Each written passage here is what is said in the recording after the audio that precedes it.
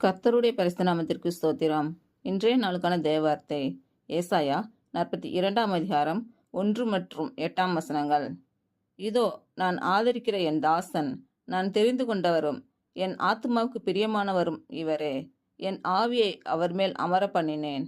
அவர் புறஜாதிகளுக்கு நியாயத்தை வெளிப்படுத்துவார். நான் கர்த்தர், இது என் நாமம். என் மகிமையை வேறொருவனுக்கும் என் துதியை விக்கிரகங்களுக்கும் கொடேன்.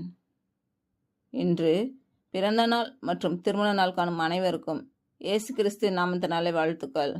கர்த்தர் உங்கள் பலவீனங்களை மாற்றி உங்களுக்கு பலத்தை கட்டளையிடுவாராக. கர்த்தர் உங்களையும் உங்கள் பிள்ளைகளையும் உங்கள் பிள்ளைகளின் பிள்ளைகளையும் ஆசீர்வதிப்பாராக.